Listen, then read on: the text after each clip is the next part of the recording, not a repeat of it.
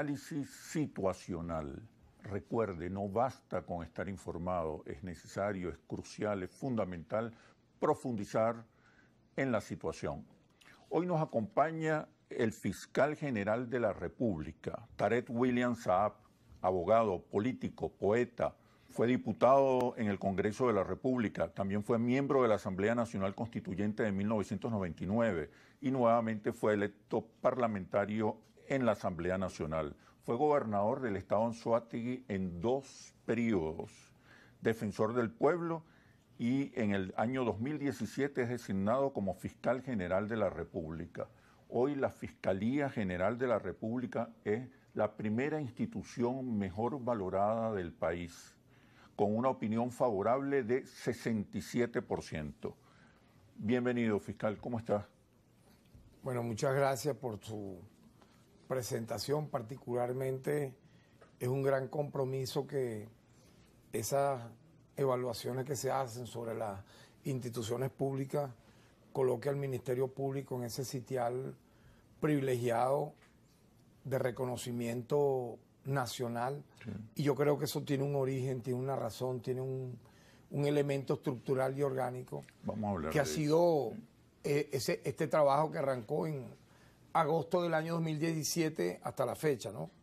Casi 7 años, 6 años y medio, reconstruyendo y refundando una institución que fue implosionada por la corrupción, por la anterior exfiscal general de la República y su equipo directivo era con ella cómplice de convertir a ese Ministerio Público tan sagrado en una organización criminal, una organización transnacional, incluso para el delito, para la impunidad absoluta.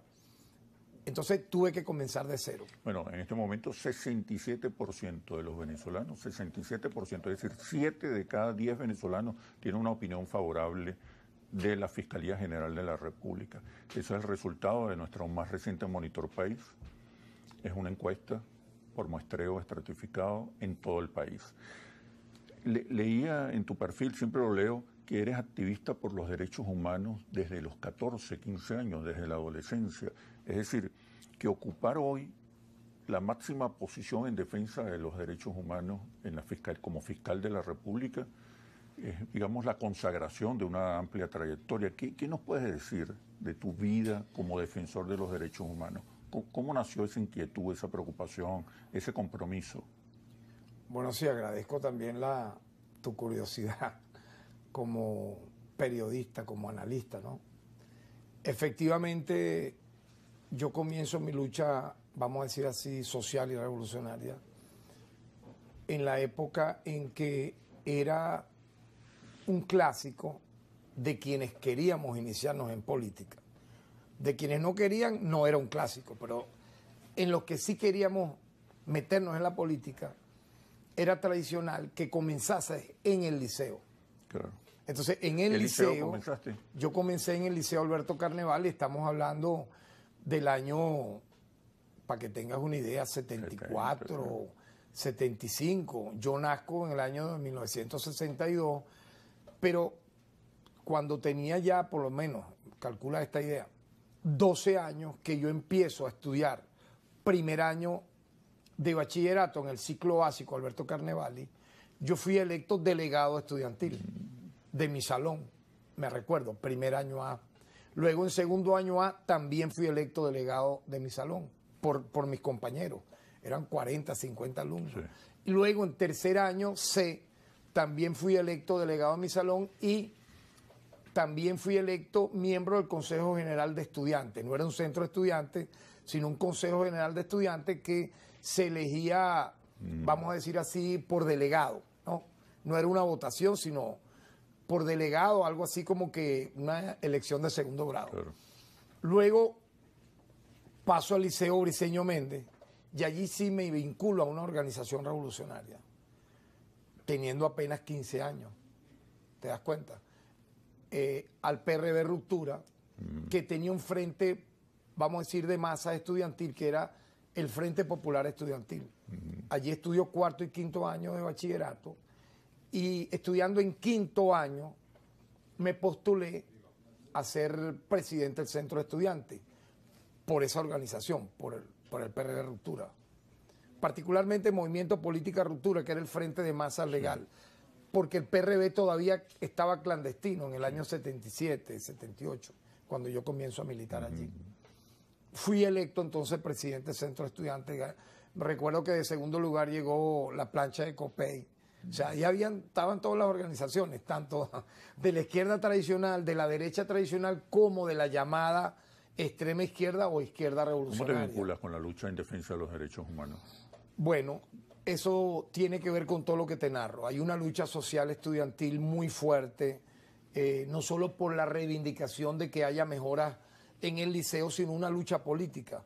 Yo recuerdo, por ejemplo, marchas que yo organicé en solidaridad con la revolución nicaragüense, en la lucha contra Somoza, antes de ser derrocado Somoza, en la lucha a favor de Palestina, El Salvador. Nosotros sacábamos marchas a favor de eso, del 23 de enero, ¿no? Entonces, sí estábamos muy, vamos a decir así, ideologizados, teníamos una ideología, en ese caso de izquierda. Y me vinculo al tema de los derechos humanos porque las organizaciones de la llamada izquierda revolucionaria eran perseguidas, castigadas, masacradas.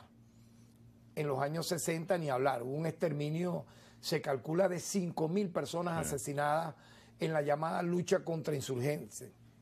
La llamaron así, lucha de contrainsurgencia. 5.000 asesinados, se calcula un aproximado de 3.000 desapariciones forzadas.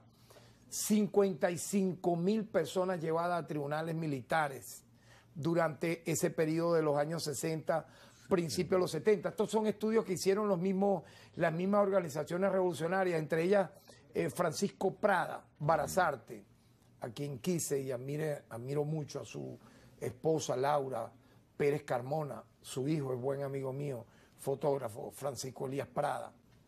Él hizo parte de esos estudios que te estoy narrando, junto con otros presos políticos, en el cuartel San Carlos, un poco la memoria de lo que fue esa lucha contra insurgentes. Entonces, al tú militar en una organización como la del PRB, cuyos fundadores eran Douglas Bravo, Francisco Prada, Fabricio Ojeda, estaba gente de un gran prestigio nacional intelectual, luego Ángel J. Márquez, llamado La Bruja Márquez, venía de la generación del 28, imagínate, fue fundador del PRB.